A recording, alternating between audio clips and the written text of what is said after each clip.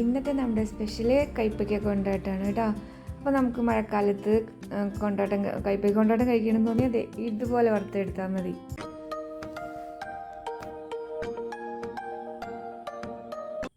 അപ്പോൾ ഇതിനായിട്ട് നമ്മൾ ഒരു വലിയ കൈപ്പയ്ക്ക എടുത്തിട്ട് ഇതുപോലെ വട്ടത്തിൽ കനം കുറച്ച് അരിഞ്ഞു വെച്ചു.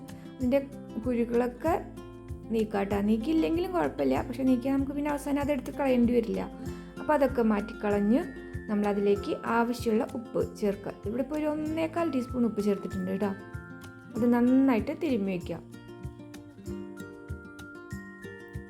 ഇനി കുറച്ച് നേരം അടച്ചു വയ്ക്കുക കേട്ടോ. ഇനി എത്ര സമയം കഴിഞ്ഞിട്ട് അതിൽ നമുക്കിത് വറുത്തെടുക്കാം. അപ്പം തന്നെ വേണമെങ്കിൽ അപ്പം തന്നെ വറുക്കാം, അല്ലെങ്കിൽ എത്ര സമയം നമുക്ക് ഒഴിവുള്ളപ്പോൾ ആവശ്യമുള്ള സമയത്ത് വറുത്തെടുത്താൽ മതി. ഇങ്ങനെയാക്കി നമുക്ക് ഫ്രിഡ്ജിലും എടുത്ത് വയ്ക്കാം. അപ്പോൾ ആവശ്യമുള്ള സമയത്ത് നമുക്കിത് വറുത്തെടുക്കാം.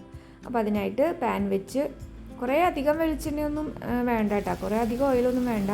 അപ്പോൾ ഓയിൽ ആദ്യം നന്നായിട്ട് ചൂടാവട്ടെ. ചൂടായതിന് ശേഷം ഒരു മീഡിയം ഫ്ലെയിമിൽ വെക്കുക. അതിന് ശേഷം ഇതിപ്പോൾ 2 ബാച്ചായിട്ടാണ് ഇട്ടിട്ട് വറുത്തെടുത്തത് കേട്ടോ. ഇങ്ങനെ മുങ്ങിക്കിടക്കൊന്നും വേണ്ട കേട്ടോ. ആദ്യം കുറച്ച് നേരം ഇങ്ങനെ വെക്കുക, പിന്നെ ഇടയ്ക്കിടയ്ക്ക് ഇങ്ങനെ ഇളക്കി കൊടുത്തുകൊണ്ടിരിക്കുക. ഒരു 5 മിനിറ്റ് മതിയാവും കേട്ടോ ഇത് ഫ്രൈ ആയി കിട്ടാനായിട്ട്. മീഡിയം ഫ്ലെയിമിൽ തന്നെ വെച്ചാൽ മതി.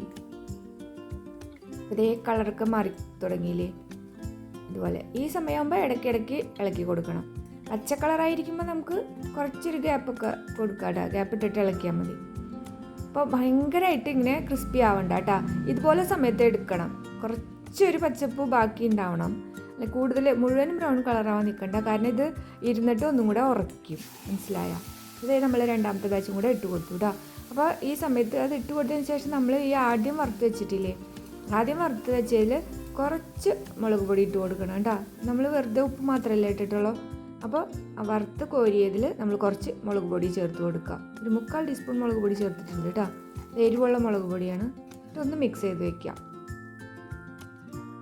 കാരണം ചൂടോട് കൂടി ഇടുമ്പോഴാണ് മുളക് നന്നായിട്ട് അതിൽ പിടിക്കുക. അടുത്ത ബാച്ച് നമ്മുടെ ഫ്രൈ ആയി തുടങ്ങി.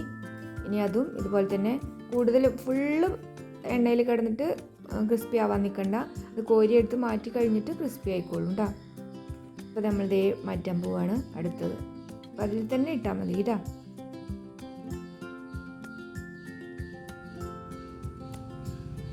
അതിലും ഇതുപോലെ തന്നെ കുറച്ച് മുളക് പൊടി, ചെറിയ ടീസ്പൂണാണ് കേട്ടോ. ചെറിയ ടീസ്പൂണിൽ ഒരു 3/4 ടീസ്പൂൺ മുളക് പൊടി ചേർത്തിട്ട് നന്നായിട്ട് മിക്സ് ചെയ്ത് വയ്ക്കുക. നമ്മുടെ അടിപൊളി കൈപ്പയ്ക്ക കൊണ്ടാട്ടം റെഡി ആയിട്ടുണ്ട് കേട്ടോ. അപ്പോൾ നമുക്ക് ഉണക്കിയിട്ട് കൊണ്ടാട്ടം ഉണ്ടാക്കുന്നേക്കാളും ടേസ്റ്റാണ് ഇതുപോലെ ഉണ്ടാക്കാൻ.